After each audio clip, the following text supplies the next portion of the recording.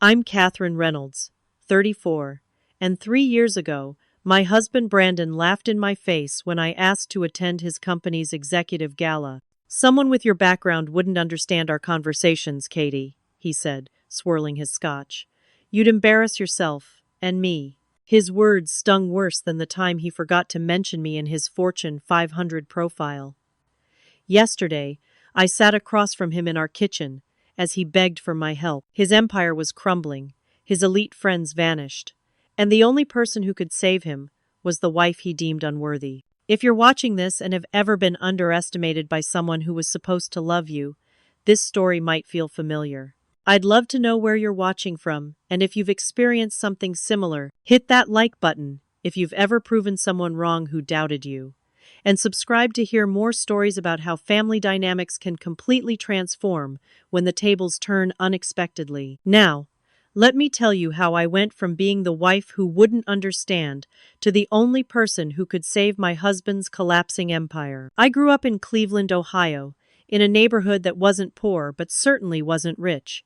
My dad worked as a high school math teacher, and my mom was a nurse at the local hospital. We lived in a modest 3-bedroom house with one bathroom that always seemed to be occupied when I needed it most. My parents taught me the value of hard work, education, and kindness, values that would later feel foreign in the world I married into. After graduating with my business administration degree from Ohio State, I moved to New York with big dreams and a tiny studio apartment that cost more than my parents' mortgage. I took a position as an administrative assistant at Reynolds Investments, thinking it would be my foot in the door to the finance world. That's where I met Brandon. Brandon Reynolds was everything I wasn't confident to the point of arrogance, born into wealth, and connected to everyone who mattered in Manhattan. He was the CEO's son who had just been promoted to senior investment manager after graduating from Princeton. The first time we met, he needed help with the copy machine. I still remember how he looked at me, not just at my face, but truly seeing me. He asked questions about my background and seemed genuinely interested in my answers. You're different from the others here, he told me over coffee the following week. You have substance. The irony of that statement would only become clear years later. Our whirlwind romance began with surprise lunch deliveries to my desk and escalated to dinners at restaurants where the menu had no prices. Brandon was charming, attentive, and seemed to value my opinions. When he took me to the Hamptons for the weekend and introduced me to his college friends, I felt like Cinderella at the ball. The contrast between our upbringings became increasingly apparent as our relationship progressed. While I grew up going to public pools and state parks for vacation, Brandon had childhood memories of summers in the south of France and winters skiing in Aspen. His family had a small apartment in Paris they rarely used. When I mentioned my student loans, he seemed confused about why I hadn't just asked my parents to pay for my education. Despite these differences, Brandon seemed to love showing me his world. He took me to private clubs where members nodded respectfully as we passed. We attended charity galas where single tickets cost more than my monthly rent. He had vacation properties I didn't even know about until he casually mentioned we should visit the place in Nantucket sometime. 8 months into our relationship, Brandon proposed during a private helicopter tour over Manhattan. The ring was flawless, a 5-carat diamond that felt heavy on my finger. I called my parents from the helicopter, shouting over the noise that I was engaged. My mom's first question was, "Are you sure, honey? It's been less than a year." But I was sure. I was living a fairy tale, and Brandon was my prince. Our wedding was featured in society pages, something I never imagined for myself. 300 guests, most of whom I'd never met, gathered at the Reynolds family estate on Long Island. I noticed how my family seemed uncomfortable, clustered together near the bar, while Brandon's family and friends filled the space with confident laughter and inside jokes about people and places I'd never heard of. My dad pulled me aside during the reception. "Katie girl, are you happy?" "Really happy?" he asked, his eyes concerned. I assured him I was, but something in his expression made me wonder if he saw something I couldn't yet see. The subtle improvements began shortly after our honeymoon. Brandon hired a voice coach to help me refine my Midwestern accent. My wardrobe was replaced piece by piece with designer clothing I was afraid to sit in. My interests were gently redirected from true crime podcasts to opera and art history. I didn't resist these changes because I wanted to be a good partner, to fit into his world. The first real sign of trouble came at a dinner with Brandon's Princeton friends. While I was in the bathroom, I overheard one of the wives saying, "She seems nice, but honestly, I'm surprised Brandon married down like that. She's so ordinary." Another responded, "Well, she is pretty. And you know how men think?" Their laughter felt like acid on my skin. When I returned to the table, they smiled warmly, as if they hadn't just dissected my worth. We moved into a mansion in Greenwich, Connecticut, with more bathrooms than people and a kitchen bigger than my parents' entire first floor. I felt like an imposter walking through those halls, always afraid of touching the wrong thing or saying the wrong word. Brandon's business was expanding rapidly, buying smaller investment firms and adding them to the Reynolds portfolio. His obsession with status grew alongside his success. Every dinner conversation revolved around who had been invited to which event or who had recently acquired what company. At Brandon's insistence, I left my job. "A Reynolds wife doesn't work as an assistant," he explained as if it were obvious. I suggested looking for a position more fitting his vision of our status, perhaps in nonprofit management or even at his company, but he dismissed the idea. "You should focus on our home and social obligations," he said. "That's a full-time job in our circle." And just like that, I became isolated from the world I knew, transplanted into a life that never quite felt like mine. 2 years into our marriage, the Brandon I fell in love with had all but disappeared. The man who once seemed fascinated by my thoughts now interrupted me mid-sentence at dinner parties to clarify what I meant to say. The loving gazes were replaced by critical glances at my clothing or posture. Our conversations had transformed from meaningful exchanges to his monologues about business deals and social hierarchies, punctuated by critiques of my inability to properly navigate his world. I tried desperately to fit in. I took etiquette classes secretly, not wanting Brandon to know I needed them. I worked with wardrobe consultants to ensure every outfit was appropriate for each specific social occasion. I read books about wine and art so I could contribute to conversations. I practiced proper table settings when Brandon wasn't home.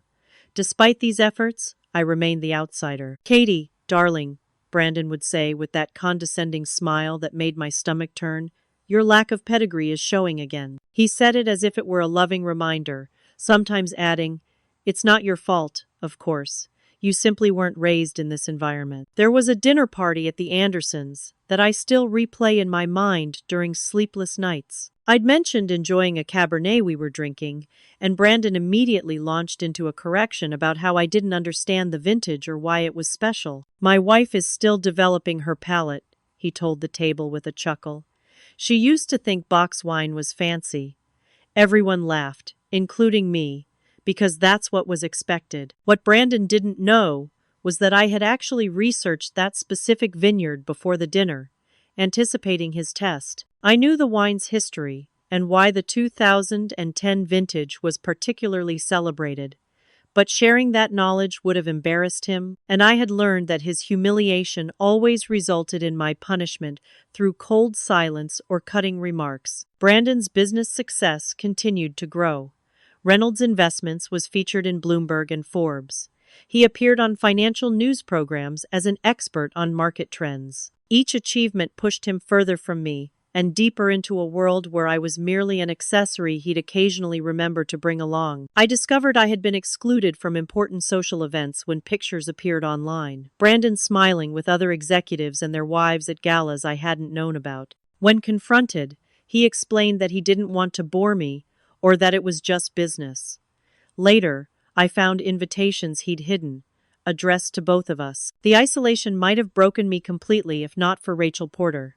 Her husband, Michael, was a newcomer to Brandon's circle, brilliantly successful but, like me, not from a prestigious background. We recognized the same outsider look in each other's eyes at a charity auction and quickly formed a bond. Rachel understood the constant feeling of walking on eggshells, of being simultaneously visible as an object of scrutiny and invisible as a person with thoughts and feelings. They'll never accept us, she whispered during a ladies' lunch where we'd been seated at the far end of the table. We don't have the right bloodlines. We're just the decorative wives. Surprisingly, Brandon's business partner, James Whitman, became an unexpected ally. Unlike Brandon, James had built his success from nothing. At company events, he would actually ask my opinion on investment trends or market predictions.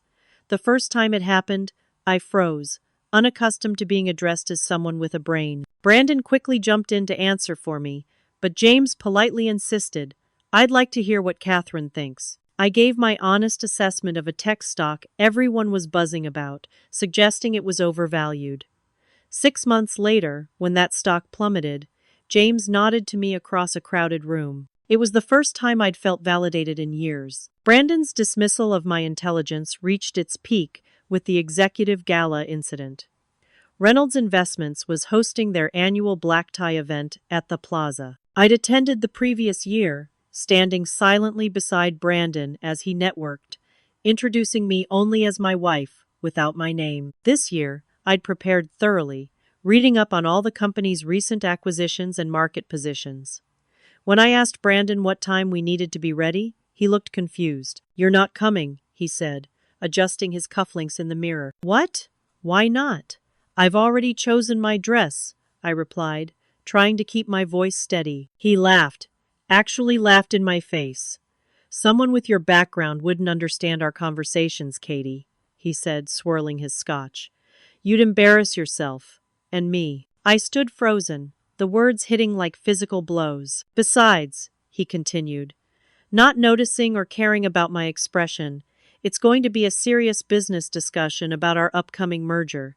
You'd be bored to tears." That night, alone in our massive house, I realized I had become nothing more than a trophy wife with no voice. The worst part wasn't Brandon's cruelty, it was that I had allowed it to happen, so gradually that I hardly recognized the confident woman I used to be. The final confirmation of my irrelevance came when Brandon was profiled in Fortune 500.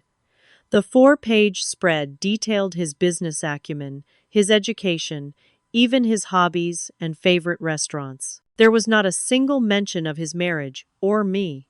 When I pointed this out, he seemed genuinely perplexed. Why would they include that? It was a business profile. In his mind, I existed in a separate category from the things that actually mattered. I cried myself to sleep that night, feeling utterly worthless and invisible. Something shifted in me after the Fortune 500 article. I could continue dissolving into the background of Brandon's life, or I could remember who I was before I became Mrs. Reynolds. The choice terrified me, but the alternative, a lifetime of diminishment, terrified me more. I began secretly reading financial journals and business news while Brandon was at work. I subscribed to investment newsletters using my personal email account. I watched market reports and earnings calls on my laptop with headphones. The knowledge came back quickly. I had always had an aptitude for finance, after all. That's why I'd taken the job at Reynolds Investments in the first place. As I immersed myself in the financial world again, I noticed discrepancies between what Brandon told investors and what the company's public filings showed. Reynolds Investments was taking on significant debt to fund its rapid expansion. The acquisitions Brandon bragged about at dinner parties were leveraged beyond what seemed prudent. The company was projecting constant growth that appeared unsustainable given market conditions. I reached out to my former mentor from my administrative assistant days, Linda Whitfield, who had since become CFO at a competing firm. We met for coffee at a small place far from Brandon's usual haunts. I was nervous, constantly checking over my shoulder, feeling like I was having an affair, though all I was doing was having coffee with an old friend. "Catherine, it's so good to see you," Linda said, embracing me. "Though I have to say, you look different, thinner, more tense." She studied my face. "Are you happy?" The question, the same one my father had asked at my wedding, broke something open in me. I found myself telling Linda everything. The isolation, the criticism, the gradual erosion of my confidence and identity. She listened without interruption, her expression growing increasingly concerned. "And now I'm worried about the company," I concluded. The numbers don't add up. Brandon's taking huge risks, but nobody seems to be questioning him. Linda nodded slowly. The market's been whispering about Reynolds' investments. The growth is too aggressive. Some analysts think it's a house of cards. She reached across the table and squeezed my hand. You're smart, Catherine. You always were. Trust your instincts. That conversation was the first step in rebuilding my confidence. If Linda, a woman I respected, still saw value in my thoughts and concerns, perhaps I wasn't as worthless as Brandon had made me feel. I continued my financial education in secret, creating spreadsheets, analyzing Reynolds Investments' public data, comparing their performance against industry benchmarks, tracking the debt-to-equity ratio as it climbed to alarming levels. I began to see patterns that concerned me deeply. My awakening accelerated after a charity auction at the Metropolitan Museum of Art. While Brandon networked, I found myself near a cocktail table where two board members of Reynolds Investments were speaking in hushed tones. Brandon's playing with fire, one said, unaware of my presence. The Westlake acquisition is too leveraged. If the market shifts even slightly, he won't listen to reason, the other replied. He's convinced he's infallible, just like his father before the '08 crash. I moved away before they noticed me, but their conversation confirmed my suspicions. There was more to the story of Reynolds Investments than Brandon's public triumph narrative. I began quietly documenting everything, copying financial statements Brandon brought home, noting dates and details from overheard conversations, tracking stock performance and market reactions to company announcements. I created a secure email account where I sent the information to myself, afraid of Brandon discovering my research. Around this time, I developed an unexpected alliance with Melanie Chen, Brandon's executive assistant. She contacted me about a charity event Brandon had committed to but couldn't attend due to a last-minute meeting, which I later learned was a golf game with potential investors. When I met Melanie to collect the details, I sensed a kindred spirit, another intelligent woman whose capabilities Brandon underestimated. He has no idea what you do, does he? I asked as we finished our coffee. None, she confirmed with a knowing smile. I've been running half his meetings for years. He reads my briefing notes and presents them as his own insights. That sounds familiar, I said, and we shared a moment of perfect understanding. From Melanie, I learned about Brandon's father's previous business failures, something Brandon had never mentioned. Apparently, Reynolds Sr. had nearly bankrupted the company in 2008 with similarly aggressive expansion before the board forced him into early retirement. Brandon had rebuilt the company, but it seemed he was repeating his father's mistakes on an even grander scale. My research revealed that Brandon was leveraging the company far beyond sustainable levels. Reynolds Investments had been borrowing heavily to fund acquisitions that looked impressive on paper but weren't generating sufficient returns to justify their cost. The company's cash reserves were dangerously low, and several major investments were underperforming. Brandon was betting everything on continuous market growth that couldn't possibly last forever. When I carefully tried to discuss these concerns, Brandon was dismissively patronizing. Katie, sweetheart, he said, not looking up from his phone. You're cute when you try to understand business. But these are complicated matters that take years of experience and education to grasp. He finally glanced at me with that condescending smile. Stick to planning the Christmas party. That's more your speed. The final straw came during an argument about household expenses. I'd questioned the need for a second vacation home in Aspen when we barely used the first one. You know, sometimes I forget you're just a secretary who got lucky, Brandon snapped. You should be grateful for everything I've given you instead of questioning my decisions. That night, I lay awake beside him, the truth finally crystallizing in my mind. Brandon didn't see me as a partner, but as a possession, another acquisition that enhanced his image. And like his business acquisitions, he'd leveraged himself too far, building an empire on appearances rather than substance. I made my decision then. I wouldn't leave, not yet, but I would prepare for the inevitable collapse I saw coming. I would protect myself while maintaining the perfect wife facade. And when the time came, I would be ready. I'd love to know if you've ever had that moment of clarity when you realize someone's perception of you was completely wrong. Drop a comment below if you've experienced that awakening when you finally saw a relationship for what it truly was. It can be incredibly liberating, but also heartbreaking at the same time. Now, let's continue with what happened when those first cracks started appearing in my husband's perfect facade. The first public hint of trouble came in the form of a hesitant question during a CNBC interview. The host, usually deferential to Brandon, asked about market rumors regarding Reynolds Investments' leverage ratio. Brandon deflected smoothly, but I noticed the slight tightening around his eyes, a tell he had when he was concerned but trying to hide it. That evening, I found him in his home office at 3 a.m., surrounded by spreadsheets and market reports. His normally perfect hair was disheveled from running his hands through it repeatedly. An empty Scotch bottle sat on his desk. When he noticed me in the doorway, he quickly closed his laptop. "Just working on a new acquisition," he said with a forced smile.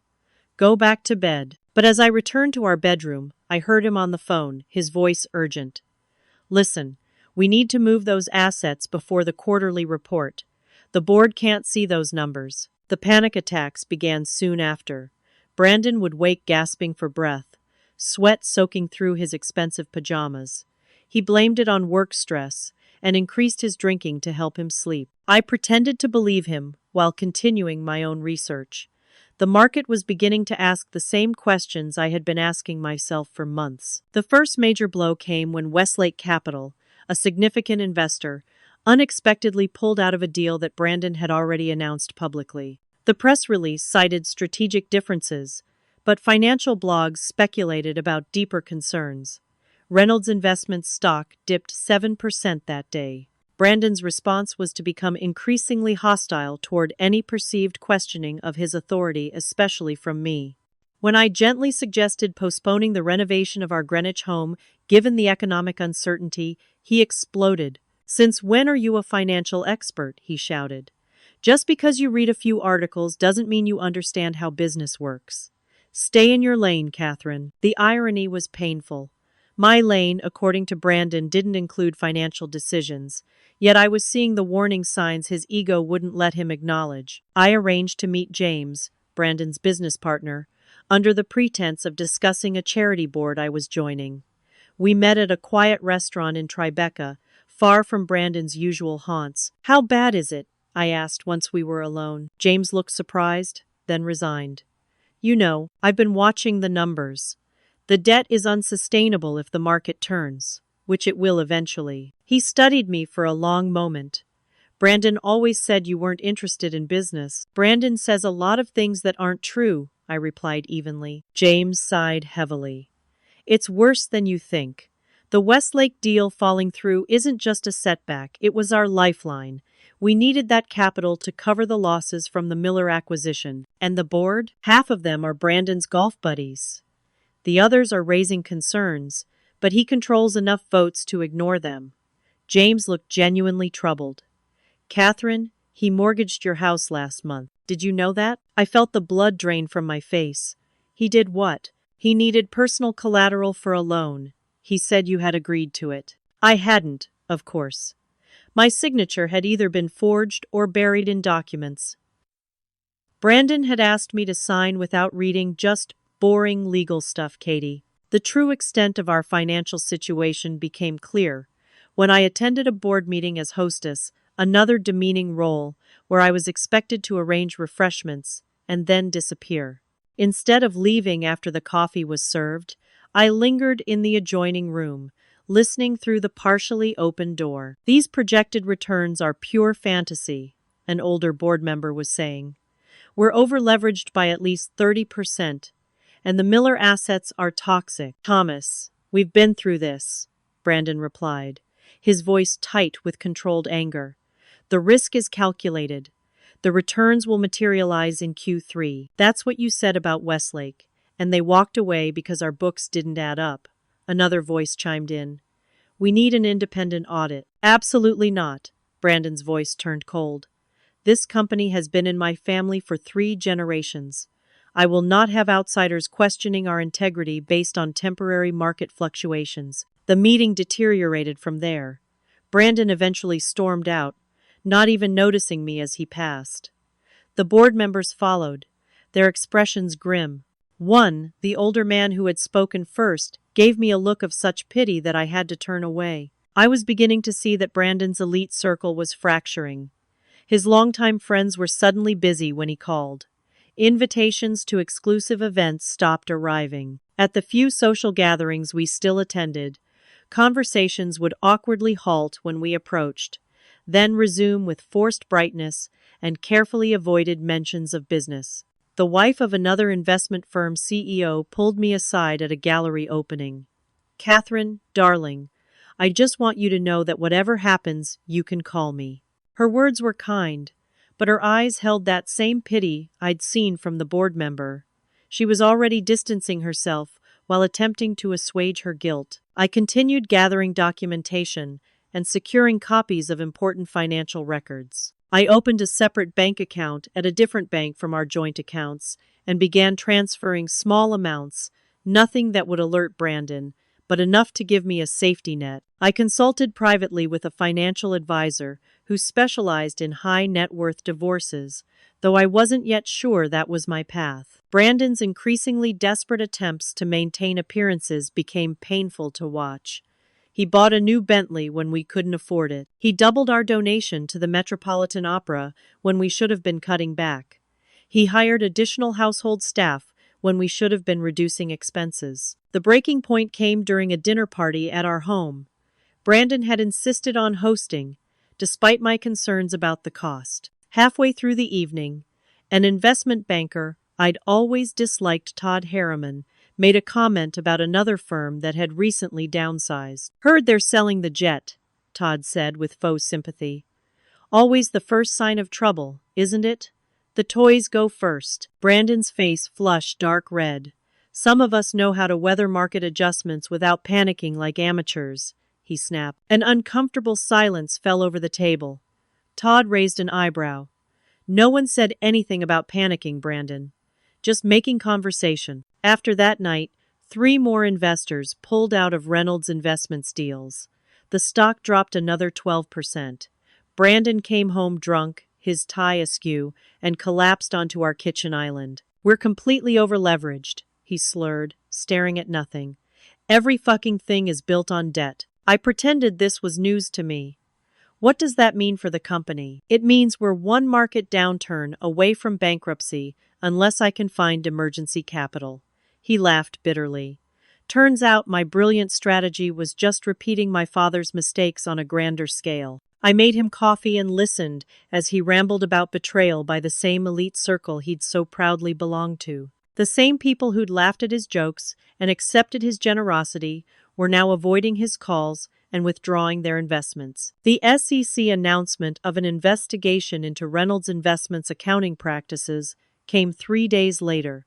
The stock plummeted 60% in a single day. Our social circle vanished completely overnight, calls went unreturned, dinner invitations were canceled, former friends crossed the street to avoid running into us. I watched it all with a strange sense of calm that seemed to infuriate Brandon. "How can you be so fucking serene when everything is falling apart?" he shouted, during one particularly bad night. The truth was that I'd been preparing for this collapse while he'd been denying its possibility. I'd secured copies of all our financial records, documented his financial decisions, and built my knowledge of what was happening. I wasn't panicking because, unlike Brandon, I'd seen reality clearly. The final piece fell into place when Brandon discovered we were millions in personal debt due to his reckless spending and borrowing. He'd leveraged everything, our homes, investments, even his life insurance, to maintain the illusion of success. When Reynolds Investments stock collapsed, so did our personal finances. Brandon's breakdown came when the company's stock dropped another 10% after the board announced a strategic review of leadership. He came home, threw his briefcase across the room, and collapsed onto the kitchen floor in his expensive suit, sobbing uncontrollably. The executive gala that Brandon had told me I wasn't worthy to attend was unceremoniously canceled. The email cited restructuring priorities, but everyone knew the truth. There was nothing to celebrate and no money to fund it. I wonder if any of you have watched someone's carefully constructed image collapse around them in real time. It's both vindicating and heartbreaking to witness. Have you ever been in a situation where you saw disaster coming but couldn't convince others until it was too late? Let me know in the comments. Now, let me tell you about the moment when everything changed between Brandon and me when he finally realized that the wife he'd dismissed for years was suddenly the only person who could possibly help him. The first public article, questioning Reynolds' investment stability, appeared in the Wall Street Journal on a Tuesday morning. Reynolds Investments: Growth Strategy or House of Cards. The headline alone caused another stock plunge. Brandon spent the day locked in emergency meetings, returning home at midnight, looking like he'd aged a decade. The phone calls started the next day, Brandon's former friends and business associates suddenly unavailable or letting calls go to voicemail. The few who did answer were coldly professional, where they'd once been warmly familiar. The fair-weather nature of these relationships became painfully obvious as Brandon's status plummeted. Richard and I have been friends for 20 years. Brandon fumed after another rejected call. We were in each other's weddings. Now his assistant says he's in meetings all day. While Brandon was desperately trying to salvage his crumbling business relationships, I met secretly with Melissa Goldstein, a financial advisor specializing in high-net-worth crisis management. I brought copies of all our financial records and explained our situation. Your husband has made some questionable decisions, Melissa said, diplomatically, after reviewing the documents. The good news is you've been smart enough to document everything and come to me before total collapse. We can protect some of your assets if we act quickly. Following Melissa's advice, I secured what little remained of my personal inheritance from my grandmother and established legal protections for the few assets that weren't tied to Brandon's debts. I didn't take any actions that could be construed as financial impropriety. I wasn't trying to hide assets illegally, but I ensured that I wouldn't be left with nothing when the inevitable crash came. The dramatic board meeting that marked the beginning of the end took place 3 weeks after the Wall Street Journal article. Brandon had invited me to attend not as the hostess but because he needed a supportive presence as he fought to maintain control of his company. I sat silently in the back of the room as accusations flew. You deliberately misrepresented the company's debt position, Thomas Anderson, the senior board member, said firmly. The Westlake projections were pure fiction. The Miller acquisition was catastrophic, added Patricia Winters, another board member. We're losing millions every quarter on assets you assured us were undervalued. Brandon's defense grew increasingly desperate as the meeting progressed. He blamed market conditions, disloyal employees, even a media conspiracy against Reynolds' investments. What he never did was accept responsibility for his decisions. The board voted to bring in outside consultants to evaluate the company's position, effectively removing Brandon from financial decision-making while maintaining him as the public face of the company for now. He was humiliated but powerless to object. That night, Brandon came home drunk, his tie undone and suit rumpled. He collapsed onto our kitchen island, surrounded by financial documents and unanswered emails. They've gutted me, he slurred, staring at his half-empty whiskey glass. My own board, my own company. Then, looking up at me with bloodshot eyes, he made the confession I'd been waiting for. We're completely overleveraged, Katie. Everything's built on debt. If we don't get an emergency capital injection, Reynolds Investments will collapse within 60 days. I nodded, unsurprised. I know. His eyebrows drew together in confusion. What do you mean, you know? I've been watching the numbers for months, Brandon. The debt-to-equity ratio, the cash burn rate, the underperforming acquisitions. It was only a matter of time. He stared at me as if seeing me for the first time. How would you know anything about debt-to-equity ratios? I have a business degree, remember? And I worked in finance before you decided I should be a trophy wife instead of a person with a brain. The bitterness in my voice surprised even me. The SEC investigation accelerated the collapse. Major clients began withdrawing their investments in a panic. Reynolds Investments stock was in free fall, dropping 70% from its peak in just under 3 weeks. Brandon's desperate attempts to secure emergency financing were met with polite refusals or outright silence. The elite social circle that had once embraced us completely abandoned us. Invitations stopped.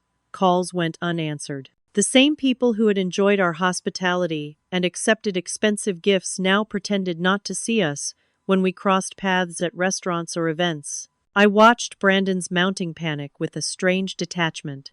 Part of me, a part I wasn't entirely proud of, felt vindicated seeing him experience the same dismissal and invisibility he'd subjected me to for years. The other part still cared for the man I'd married and hated seeing him suffer, despite everything. The financial reality became impossible to ignore when our credit cards were declined while attempting to pay for dinner at a restaurant we'd frequented for years. The maitre d', who had once greeted Brandon by name with effusive warmth, now looked embarrassed and suggested there might be a system issue with the payment network. We left humiliated, the bill settled with the emergency cash I'd taken to carrying. "How is this happening?" Brandon asked on the silent drive home. "I'm worth millions on paper." "On paper is the key phrase," I replied quietly. "Everything's leveraged. We don't actually own much outright anymore." Brandon's father called from his retirement in Palm Beach, furious about the company's collapse. Rather than offering help, he berated Brandon for destroying the family legacy. "I built that company over 40 years, and you've ruined it in less than 5, he shouted loudly enough that I could hear him through the phone from across the room. When Brandon mentioned the similar risks his father had taken before 2008, the senior Reynolds hung up. The company headquarters became a ghost town as employees jumped ship for more stable opportunities. Brandon found himself sitting in empty conference rooms where meetings had been canceled without informing him.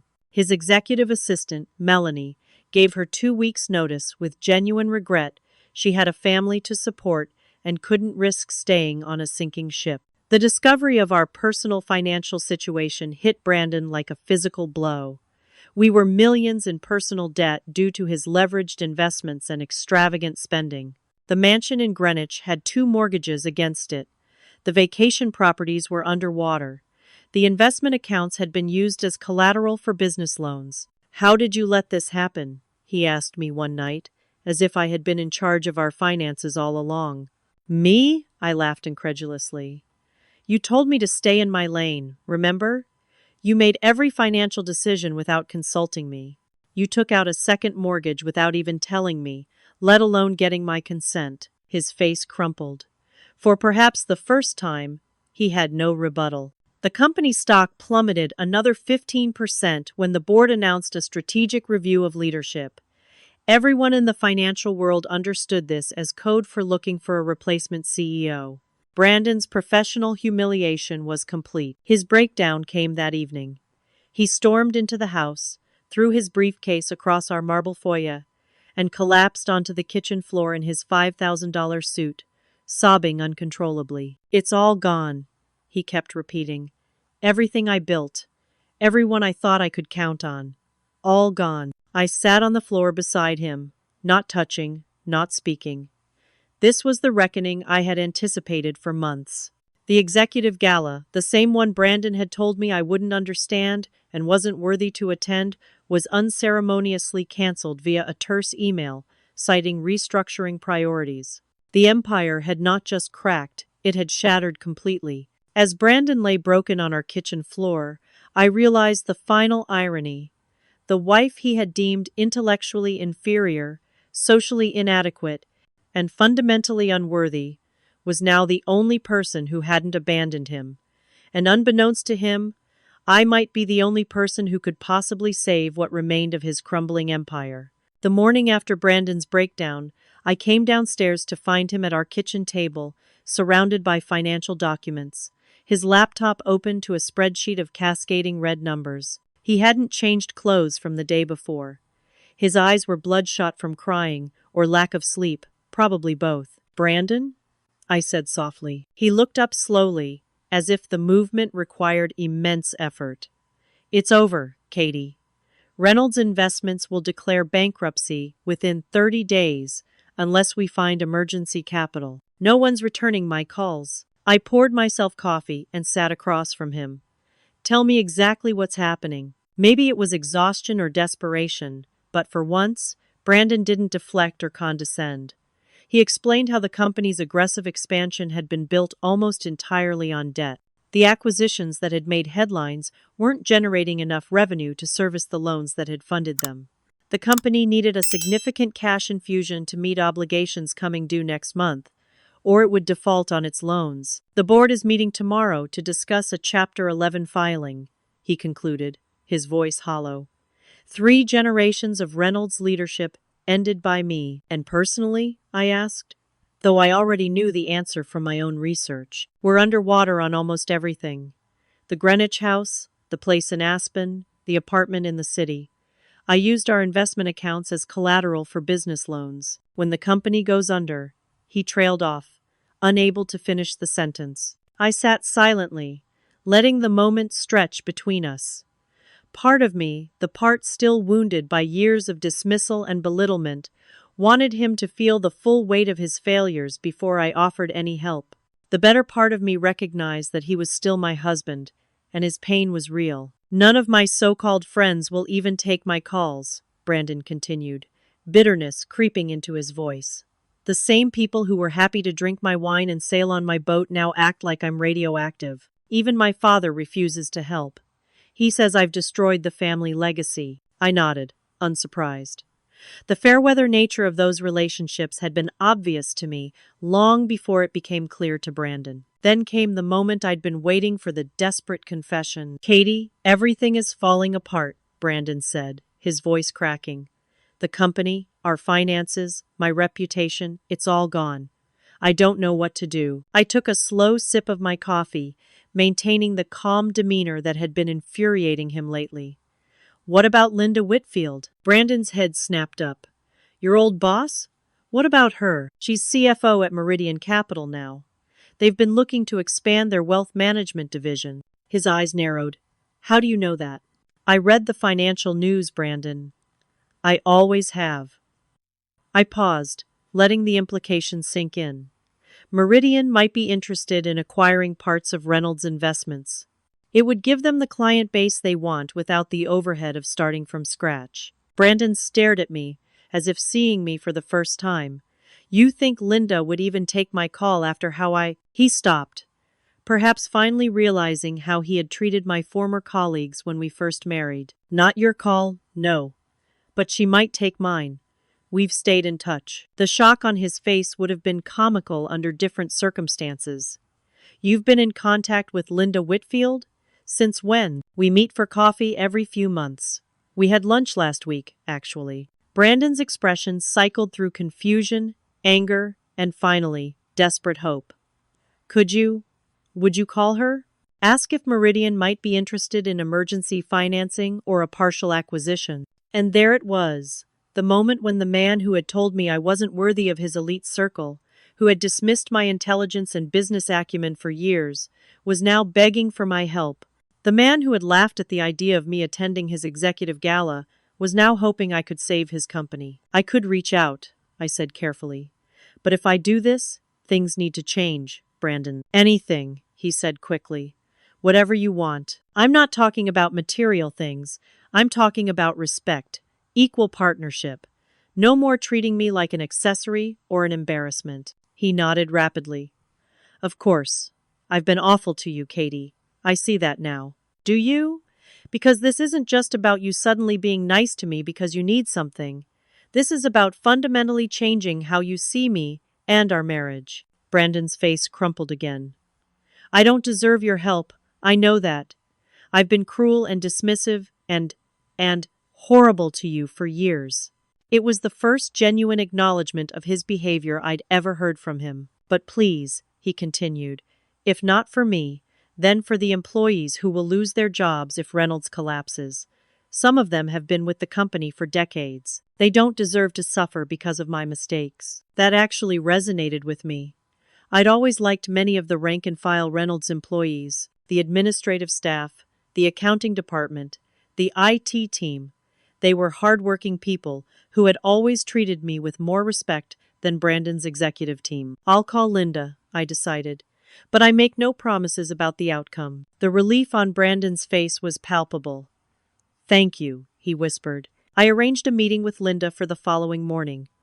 To Brandon's surprise, I insisted he not attend initially. She needs to hear the situation from me first, I explained. You've burned too many bridges. The truth, which Brandon was only beginning to understand, was that my connections with Linda and others in the industry were now more valuable than his own. While he had been building relationships based on status and appearances, I had maintained friendships based on genuine respect and shared experiences. Those connections, ironically, were now his only hope. I prepared for the meeting meticulously, reviewing all the financial documents, preparing a presentation that honestly addressed Reynolds Investments' problems while highlighting the parts of the company that remained viable. I worked through the night, ignoring Brandon's attempts to help, with suggestions that revealed his continuing failure to grasp the gravity of the situation. The meeting with Linda took place at a quiet restaurant in Midtown. She greeted me warmly, but her expression turned serious when I explained why I had called. Reynolds Investments, she said, shaking her head. We've been watching the implosion from afar. It's been spectacular, to put it mildly. I nodded, acknowledging the disaster without defending it. The company made serious mistakes under Brandon's leadership. I'm not here to deny that or make excuses. Then why are you here, Catherine? Trying to save your husband's company seems like something he should be doing, not you. Partly for the employees who don't deserve to lose their livelihoods. Partly because, despite everything, I still care about Brandon. And partly because I believe there's value in Reynolds that's being overlooked in the panic. I opened my laptop and walked her through my presentation. I showed which acquisitions were actually performing well despite being dragged down by the overall company's reputation. I highlighted the client relationships that remained strong. I presented a path forward that would preserve the viable parts of the business while letting the toxic assets go. Linda watched me with growing interest. When I finished, she sat back and studied me. This is impressive work, Catherine. Much more sophisticated than I'd have expected from. She trailed off, perhaps realizing the implication. From Brandon Reynolds' trophy wife? I finished for her with a small smile. She had the grace to look embarrassed. I'm sorry. That was unfair. But accurate to the public perception, I acknowledged. Brandon created that image of me, and I allowed it. Well, it's clear there's much more to you than meets the eye. She tapped my presentation on the screen.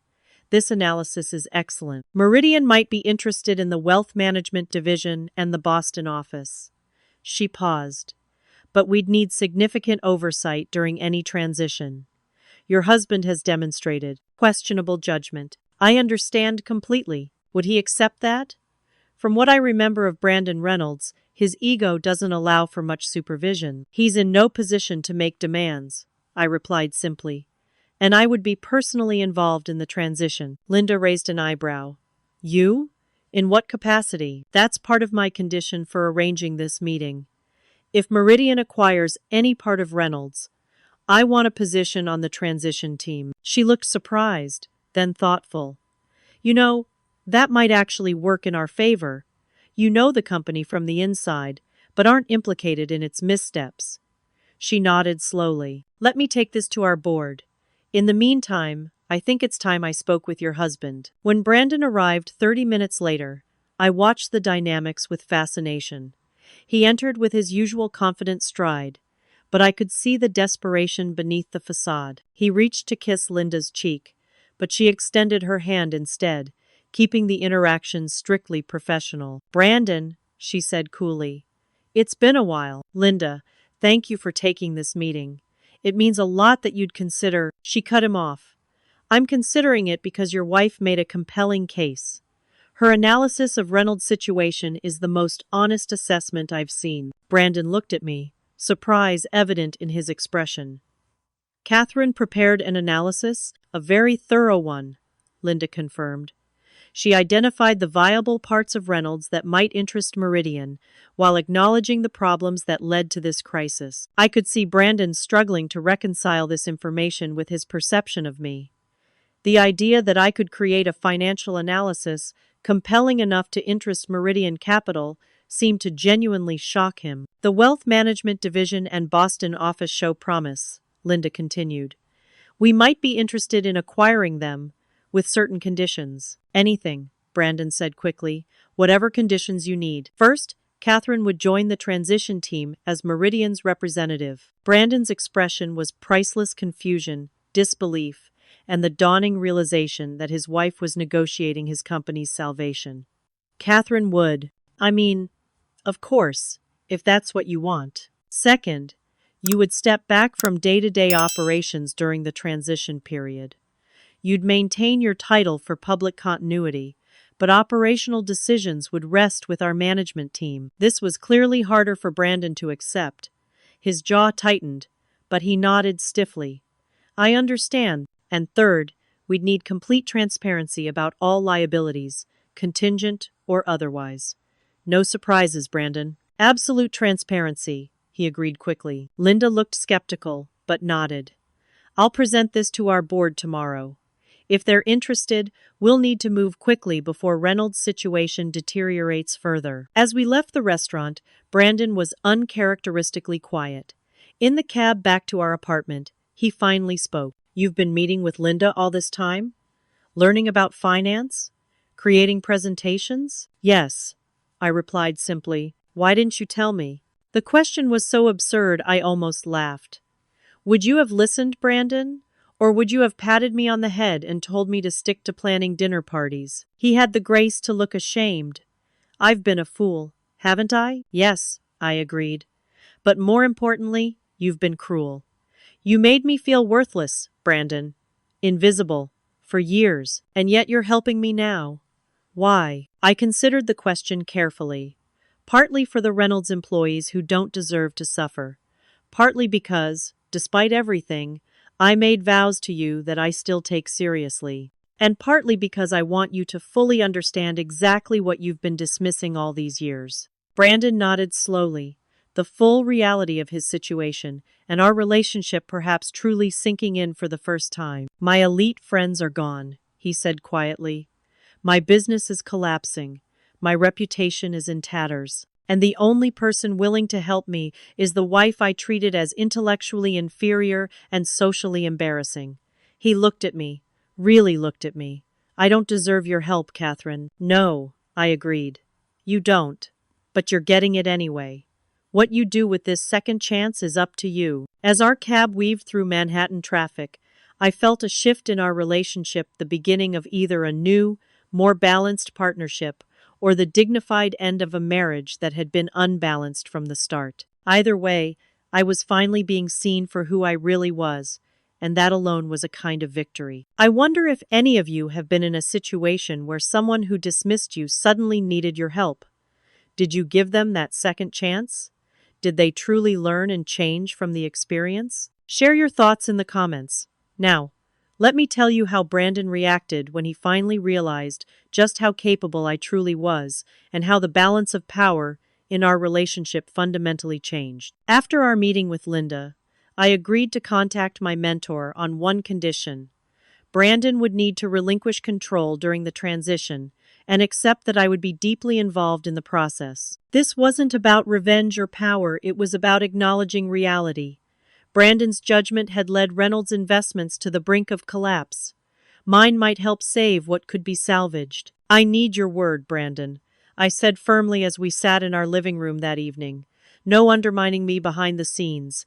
No dismissing my input in meetings. No pretending to accept help while secretly fighting it every step of the way. He looked exhausted, the bravado and arrogance stripped away by weeks of cascading failures. You have my word, Catherine. Complete support. I wasn't entirely convinced, but it was enough to move forward. Over the next few days, I prepared for our formal presentation to Meridian Capital's board. While Brandon focused on gathering the financial documents Linda had requested, I developed a comprehensive strategy for integrating Reynolds' viable divisions into Meridian's structure. The night before our presentation, Brandon asked to review my materials. I handed him my laptop without comment and watched as he scrolled through my slides, his expression shifting from curiosity to surprise and finally to something like respect. This is Remarkable, he said finally. How did you learn to create a transition analysis like this? I've been studying financial management and corporate restructuring for months, I replied. Online courses, textbooks, case studies of similar situations. Plus, I actually listen when experts speak instead of just waiting for my turn to talk. The slight barb wasn't lost on him. He winced but nodded. I deserved that. It wasn't meant as an attack, just a statement of fact. Different approaches yield different results. The meeting with Meridian's board the following morning was a turning point. We arrived together, Brandon in his usual impeccable suit, me in a conservative but stylish dress I'd chosen specifically for its professional appearance. The boardroom was intimidating, 20 executives seated around a massive table, their expressions ranging from skeptical to openly hostile. Linda introduced us briefly, then turned to me. Catherine, would you like to begin? Brandon looked startled. He had clearly expected to lead the presentation himself. To his credit, he recovered quickly and nodded encouragingly at me. I stepped forward and began the presentation I had prepared so meticulously. I acknowledged Reynolds Investments' failures candidly. There was no point pretending the company hadn't made serious mistakes under Brandon's leadership. But I also highlighted the parts of the business that remained valuable. The wealth management division with its loyal client base, the Boston office that had maintained profitability despite the corporate turmoil, the proprietary trading software that outperformed competitors. I outlined a transition strategy that would protect these assets while allowing Meridian to distance itself from Reynolds' damaged reputation. I presented financial projections that were conservative but promising, backed by detailed analysis rather than wishful thinking. Throughout my presentation, I could see Brandon's expression from the corner of my eye. He looked genuinely shocked at my sophisticated understanding of his business, a business he had never bothered to discuss with me in any meaningful way. When one board member asked a particularly challenging question about how we'd retain key clients during the transition, Brandon started to answer, then stopped and deferred to me. Actually, Catherine has been working on a client retention strategy. I think she's better positioned to address this. That small moment, Brandon publicly acknowledging my expertise, felt more validating than I wanted to admit. After 2 hours of intense questioning, Linda thanked us and asked us to wait outside while the board deliberated. In the hallway, Brandon turned to me, his expression a mix of admiration and bewilderment. "You were incredible in there," he said. "The way you handled those questions about the Boston compliance issues, even I didn't know how to address that concern." "Thank you," I said simply, not needing or wanting to explain that I'd anticipated those questions and prepared accordingly. When we were called back in, the atmosphere had shifted subtly. The hostility had diminished, replaced by cautious interest. "We're prepared to make a conditional offer," Linda announced. "Meridian will acquire the wealth management division and the Boston office, along with the proprietary trading software. The offer is contingent on due diligence confirming Catherine's analysis and the implementation of the transition plan she presented." I felt a surge of relief. This was the best outcome we could have hoped for. It wouldn't save all of Reynolds' investments, but it would preserve the most valuable parts and prevent complete collapse. "There's one additional condition," Linda continued. "Catherine will join the board of directors for the transitional entity as Meridian's representative." Brandon's head snapped up. "Catherine on the board?" "Yes," Linda replied firmly. "Her analysis of the situation has been the most accurate and honest we've seen. We value that perspective and want it represented in governance." I kept my expression neutral, but inside I felt a profound vindication. After years of being told I wouldn't understand the conversations at business functions, I was being asked to join the board specifically because of my understanding. The loan agreement was finalized over the next week. It provided emergency capital to prevent immediate bankruptcy while the acquisition moved forward. As news of Meridian's intervention spread, an interesting phenomenon occurred. Brandon's former elite friends suddenly began reaching out. Text messages appeared on his phone. "Heard about the Meridian deal. Brilliant move, Brandon." Emails arrived offering congratulations and suggesting lunch to catch up. Invitations to events that had mysteriously disappeared weeks earlier suddenly reappeared. Brandon showed me one particularly obsequious message from Richard Anderson, the same friend who had refused his calls during the crisis. "Tough times reveal true character," Richard had written. "You've shown incredible resilience." "What should I say to them?" Brandon asked, genuinely uncertain. I considered the question. "What do you want to say?" He thought for a moment. "Part of me wants to tell them exactly where they can shove their fair-weather friendship.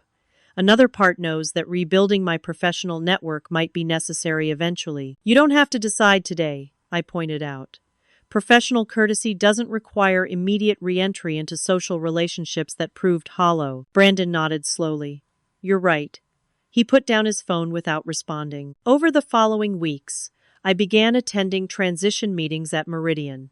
The first few were awkward. Everyone knew I was Brandon Reynolds' wife, but they were now reporting to me as a board member. I could see the confusion and reassessment happening behind their eyes as I demonstrated knowledge and insight they hadn't expected. Brandon, to my surprise, was keeping his word about supporting my role.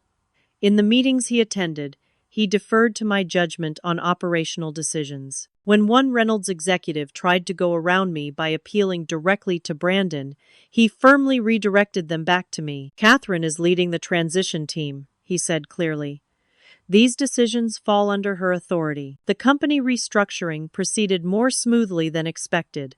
We kept the Boston office intact, avoiding layoffs there completely. The wealth management division underwent some reorganization, but we managed to preserve most positions. Parts of Reynolds' investments that couldn't be saved were wound down as humanely as possible, with severance packages and placement assistance for affected employees. The first board meeting where I presented our progress was a pivotal moment. I stood before executives with decades more experience, many of whom had initially viewed me with skepticism, and outlined what we had accomplished and what challenges remained. I didn't try to sugarcoat difficulties or exaggerate successes. I simply presented the facts clearly and confidently. When I finished, there was a moment of silence. Then the chairman nodded approvingly. "Excellent work, Catherine. The transition is proceeding better than we anticipated." I glanced at Brandon, seated against the wall as an observer rather than at the table as a participant. The role reversal was not lost on either of us. He gave me a small smile, sad but genuine. As weeks turned into months, Brandon watched as his wife commanded respect he had never given me. He saw executives who had once dismissed me, when he introduced me at parties now listening attentively to my input. He witnessed my ideas being implemented and succeeding where his riskier strategies had failed. It wasn't about humiliating him. I took no pleasure in his diminished status. But there was undeniable satisfaction in finally being seen and valued for my capabilities rather than my appearance or social pedigree. "You're good at this," Brandon remarked one evening after a particularly successful meeting. "Really good. Better than I ever was." "Different," I corrected. "I'm more careful, more focused on sustainability rather than rapid growth." "Neither approach is inherently superior. Yours created impressive expansion until it collapsed under its own weight. Mine won't generate dramatic headlines, but it's less likely to implode." He nodded thoughtfully. "I was always chasing the next big deal, the next acquisition that would impress everyone. I never stopped to build a solid foundation." "In business," I observed, "or in our marriage." His expression turned pained, but he didn't disagree. In those months of transition, our relationship underwent its own restructuring. We began attending marriage counseling, addressing the profound imbalance that had characterized our life together. Brandon, stripped of his arrogance by failure, seemed genuinely committed to change. "I treated you as an accessory rather than a partner," he admitted during one session. "I was so focused on impressing my social circle that I never appreciated the person right in front of me. And I allowed it," I acknowledged. "I dimmed my light to avoid outshining you. I accepted being underestimated because confronting it seemed too difficult." We were building something new from the ruins of what had collapsed, not just professionally, but personally. Whether it would be strong enough to last remained to be seen, but for the first time, we were at least being honest with each other. 6 months after the Meridian deal, Reynolds Investments had been successfully restructured. The wealth management division and Boston office were fully integrated into Meridian's operation. The toxic assets had been divested. The company was smaller but stable, with a growing reputation for reliability rather than flashy growth. Brandon and I were still together, though our relationship had fundamentally changed. The power imbalance that had defined our marriage had shifted towards something more equal. We continued attending counseling weekly, unpacking years of unhealthy patterns and building new ways of relating to each other. "I keep waiting for you to leave," Brandon admitted during one particularly raw session. "I wouldn't blame you if you did. After how I treated you." "I'm not staying out of obligation," I interrupted, "or for revenge or vindication.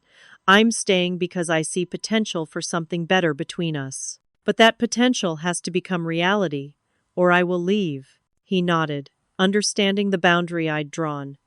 "I want to be worthy of this second chance." "That's your work to do," our therapist pointed out gently. "Catherine can't make you worthy, only you can do that through consistent actions and genuine change." Brandon's superficial values were being painfully recalibrated. The fair-weather friends who had abandoned him during the crisis continued reaching out as news of the successful restructuring spread, but he maintained a polite distance. "I see them differently now," he explained. "The performance of friendship without the substance." Instead, we began building a new social circle based on genuine connections rather than status or wealth. We hosted small dinner parties for colleagues I respected, regardless of their title or pedigree. Brandon joined a business ethics mentoring program, working with young entrepreneurs to help them avoid the mistakes he'd made. Slowly, he was rebuilding his life around more meaningful values. My own professional reputation continued to grow.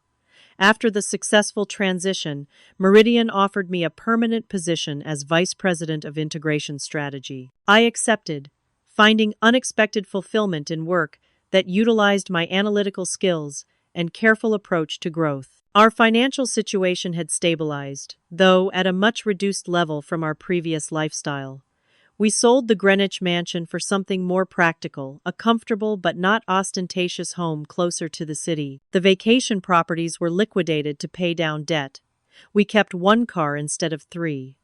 These changes, which would have devastated the old Brandon, seemed to actually relieve him. "It's exhausting keeping up appearances," he confessed, as we packed up the Greenwich house. "Always wondering if your achievements are enough, if your possessions are impressive enough, if your connections are elite enough." "And now?" I asked, genuinely curious about his perspective. He considered the question carefully. "Now I'm learning to measure worth differently. Success as stability rather than growth at any cost. Relationships based on character rather than status." He looked at me directly. "Partnership rather than possession." On our anniversary, 6 months after the crisis began, Brandon suggested dinner at the small Italian restaurant where we'd had our first date years earlier. It wasn't fancy or exclusive, just authentic food in a warm, unpretentious setting. The choice itself reflected how much had changed. Over tiramisu, Brandon reached for my hand. "I owe you an apology, not just for the crisis and how you saved me, but for the years before. For every time I dismissed your intelligence or made you feel less than. For every event I didn't want you to attend because I thought you wouldn't understand the conversations. The truth is, I was afraid you'd understand too well, that you'd see through the empty posturing that passed for success in my world." I squeezed his hand, acknowledging the apology without immediately absolving him. "Healing would take time, not just words. I can't undo those years," he continued. "But I can promise that the man sitting across from you now sees you clearly, your brilliance, your integrity, your strength. And I'm in awe of the woman I'm only now truly getting to know." The words touched me, but it was the consistency of his actions over the past months that gave them weight. The Brandon who showed up to my board presentations with supportive pride rather than competitive envy. The Brandon who asked my opinion on business matters and actually listened to the answer. The Brandon who introduced me to colleagues as Catherine Reynolds, VP of Integration Strategy at Meridian rather than simply my wife. "Thank you," I said simply. "Your words mean something because your actions have been backing them up, but this is still a journey, not a destination." "I know," he nodded, "and I'm committed to the journey, however long it takes. 2 weeks later, we attended a business function together, the kind of event where, in the past, Brandon would have dominated conversations while I stood silently beside him. This time was different. Colleagues approached me directly with questions about Meridian's integration strategy. When one CEO asked Brandon about the transition, he responded, "Actually, Catherine led that project. She'd be better able to explain the approach we took." Watching us that evening, you would have seen two professionals engaged in meaningful conversation, occasionally catching each other's eye across the room with small, private smiles. Partners rather than owner and possession. Equals rather than superior and inferior. That night, as we prepared for bed, I found myself reflecting on the journey we'd taken. I used to think worth was measured by the number in your bank account or the exclusivity of your social circle, I said as Brandon joined me on our balcony overlooking the city. Then I thought it was measured by professional achievement or recognition. And now, he asked? Now I think it's measured by authenticity, by the courage to be who you really are, even when that doesn't match others' expectations. By building relationships based on genuine respect rather than utility or appearance, I turned to look at him directly. What about you? What do you think defines worth now? Brandon considered the question with a thoughtfulness that would have been foreign to him a year earlier. Character, he said finally. The willingness to face hard truths about yourself. The strength to begin again when everything falls apart. And the wisdom to value what's real over what merely looks impressive. We stood together in comfortable silence, watching the city lights. Our story wasn't a fairy tale. There was too much genuine pain and too many real mistakes for that. But perhaps it was something better. A true accounting of two flawed people, finding their way to something authentic after years of illusion. The woman who had once been deemed unworthy of her husband's elite circle had discovered her own worth apart from his validation or anyone else's. And in losing his empire, Brandon had found something far more valuable than wealth or status. He'd found humility, authenticity, and the possibility of genuine partnership. Whether our marriage would ultimately survive remained an open question, one that would be answered day by day, choice by choice. But whatever the future held, we were facing it with clear eyes and honest hearts. And that, perhaps, was the greatest wealth of all. If my story resonates with you, I'd love to hear your thoughts in the comments. Have you ever had to rebuild your sense of worth after someone made you feel inadequate? Or have you been humbled by life circumstances that revealed what truly matters? Sometimes the most powerful lessons come from our most painful experiences. If you found value in my journey, please consider subscribing to hear more stories of family transformations and personal growth. Your likes and shares help these important conversations reach others who might be struggling with similar challenges. Thank you for listening to my story, and I hope it reminds you that your worth is inherent, never dependent on someone else's validation or approval. We all deserve to be truly seen and valued for who we are.